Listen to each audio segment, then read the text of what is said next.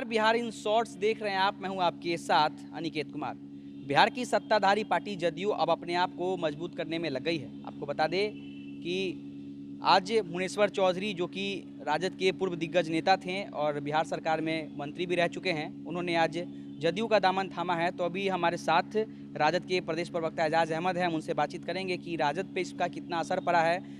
सत्ताधारी पार्टी जदयू में राजद के पूर्व दिग्गज नेता और जो कि बिहार सरकार में मंत्री भी थे मुनेश्वर चौधरी, वो शामिल हुए हैं। इससे राजद पर कितना प्रभाव पड़ा? देखिए, सबसे पहले तो मैं बता देना चाहता हूं कि मुनेश्वर चौधरी जी राजद में थे नहीं। चुनाव उन्होंने दूसरे पार्टी से लड़ा था और चुनाव के समय उन्होंने राजद को छोड़ दिया था।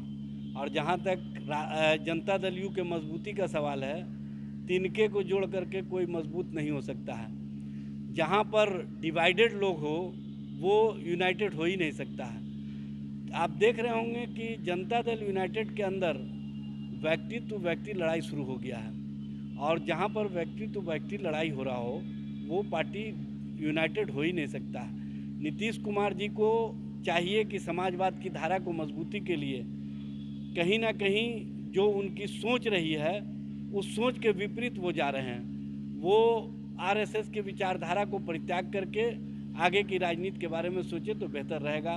क्योंकि जातीय जनगणना में उनकी बात अब भारत के प्रधानमंत्री नरेंद्र मोदी जी भी नहीं सुन रहे हैं। उन्होंने 4 तारीख को लेटर लिखा, आज 13 तारीख हो गया, अब तक क्या कंप्लायंस है इसका भी जवाब नहीं आया है। ये दुर्भाग्यपूर्ण स्थिति है और ये पूरे बिहार का अपमान हुआ है। हम समझते हैं कि नीतीश कुमार जी को इस पर सोचना चाहिए कि इस तरह का बिहार का अपमान क्यों नरेंद्र मोदी की सरकार कर रही है। ये जबकि बिहार विधानसभा से 2 बार जातीय जनगणना के संबंध में प्रस्ताव पारित हुआ सर्वसम्मति से, उसमें भारतीय जनता पार्टी ने भी साथ देने का काम किया। लेकिन आज भारतीय जनता पार्टी उससे अलग होकर के अपनी विचार को रखने का काम कर रही है। जनता दल यूनाइटेड को स्पष्ट करना चाहिए कि वो भाजपा के विचारों के साथ है या सामाजिक न्याय के विचारों के साथ है।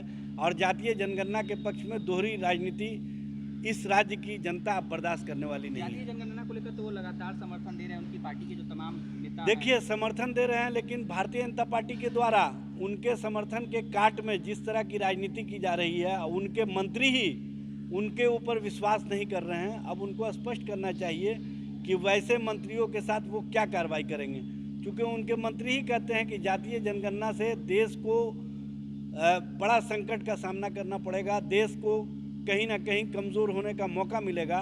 मैं पूछना चाहता हूं कि क्या पिछड़ा अति पिछड़ा के हक को मांगना देश को कमज़ोर होने की बात है? क्या अति पिछड़ा और पिछड़ा समाज के जो अंतिम पैदान पर रहने वाले लोग हैं उनके राजनीतिक सामाजिक उत्थान की बात करना देश तोड़क बात है? भारतीय जनता पार्टी सिर्फ वोट लेना जानती है और जब अधिकार और हक देने की बात होती है तो उससे किनारा कर लेती है। ये दोहरी नीति है।